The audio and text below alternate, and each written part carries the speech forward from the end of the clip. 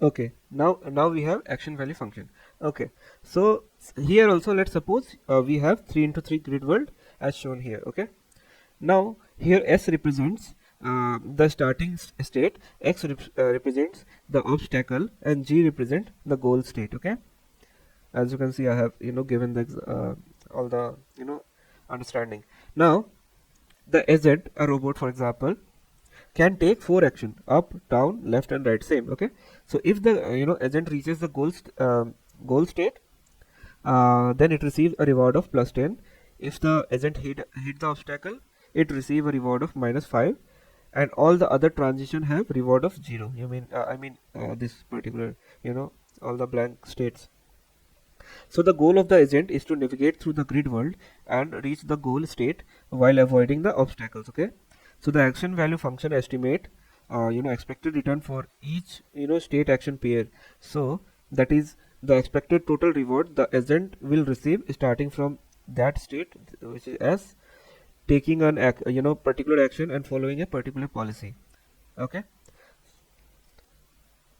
so suppose we are using Q-learning algorithm, which we will be learning very soon, to estimate action value function for this problem. Okay, so we can represent action value function as this table. Okay, like this.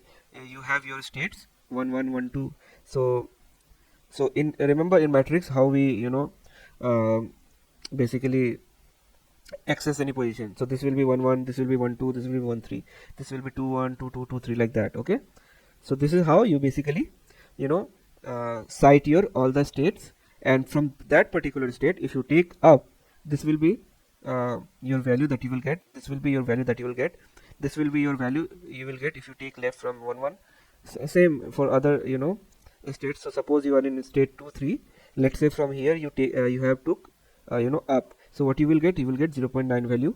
So from this point you have gone down. Okay, so that time what you will get, you will get 1.8, and this is how you will be reading this table. Okay, now each row that you see represent a state, like I said, and each column represent the action. Okay, so the first equation that you see here is the action value function for policy pi. So it calculates the you I mean obviously this is also familiar, right? So this is a action value function. So it calculates the expected return an agent will receive by taking action A in state S and then following a policy pi thereafter. So it is defined as a sum of a immediate reward R received by taking action A in state S and the expected value of next state, which is S dash, under the policy pi, given that the agent takes action A. The expected value of the next state S dash is represented by the state value function, this V pi. Okay, so this is how you will read it. Okay, and the second equation that you see here, Q pi SA, so what basically it is saying that it is a recursive definition of action value function. So for policy pi that you see here, the policy pi, so it expresses the expected return an agent will receive by taking action A in state S and then following policy pi thereafter as the sum of immediate reward R received by taking action A in state S and the discounted expected value of the next state S dash under the policy pi, given that the agent take the action A. Okay, so this is what this equation is telling us. Okay, so the discounted expected value of next state S dash is represented by discounted state value gamma y pi S dash. Okay, so this is how you represent it. Now the discounted factor, the gamma, is the value between 0 and 1, and that discount the importance of future rewards. Okay, now on the third equation, let's say that um, the agent start at state 1 1, okay, this position, and take a right. Okay, so this one. Okay, you can see here, right? Yeah, so the agent transition to state 1 comma 2. Okay, this particular state 1 comma 2, and you will see here also your future state. So here you will type that value. Okay, so and you will receive a reward of 0. Okay, so the Q learning algorithm updates the action value function estimate for the state action pair, that is 1 comma 1 right, follows this particular equation where alpha is the learning rate and the gamma is the discount factor, and the term max a that you see here, uh, and q1 comma 2 a dash represents the maximum expected return the agent can obtain by taking any action a dash in state 1 comma 2. Okay, so this is what it is telling.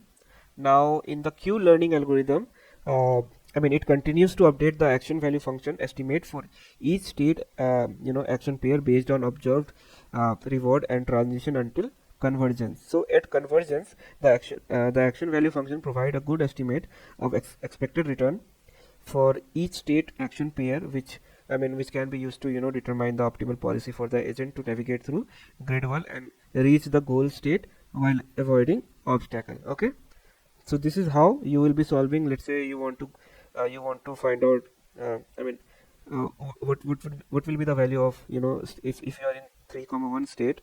Oops. So 3 comma 1 state, and like this you will write your equation. Okay, 3 comma 1 state,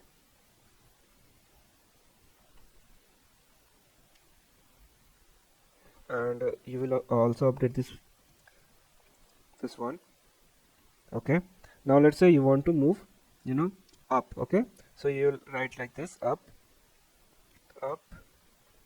This q function will also change 3 1, and you want to go to, let's say, 3 2. Okay, and you when we will be solving q learning algorithm, you will see that we will be defining some learning rate also, at what factor your action value function learns. Okay, because it will help us converge very faster if we allow our action value function to use the learning rate. So it's a part of that formula, we have to use it. So you will see how we basically implement this formula in the terms of Python, and with the help of learning rate and other parameters, how we converge to optimal value. Okay, so hope you guys have understood state value function and action value function, because it's very necessary to understand these terms, because obviously everything which is reinforcement learning, these are the back-end concept, deep concept that we must understand thoroughly. That's why I have shown you multiple examples, and later on we will see q learning, and after this tutorial mostly we will have algorithms part only, and there we will going to learn different algorithms, solve different way of this action value and state value functions. Okay, and just remember one thing, guys, it is it's not that hard. Obviously sometimes I also get confused, so it's not like it's only you. So it's like until unless you make some do some multiple practice, then only you will get to clear about the concept thoroughly. So it's necessary, because this mathematical term, obviously sometime this big equation, I also hate to look at this, but this is important for like people like us who basically develop such thing, just need to understand the concept thoroughly, and after understanding the concept, you just have to see the equation, that's all. If you understand the equation, what happening in when you start implementing in Python, what happening there, you will understand actually how this value is coming, what happened in the backend, what value basically affected our immediate upcoming expected reward, or anything like that. So that's why this equations and some of the concept, it is important for us to just understand it, that's all. Okay, so let's start the algorithm part from the next tutorial, and we'll see what all algorithm we have which currently trending in market, and also we will be implementing games using those algorithm. Let our AI play the game, and we will see how they are performing. Okay, so bye bye.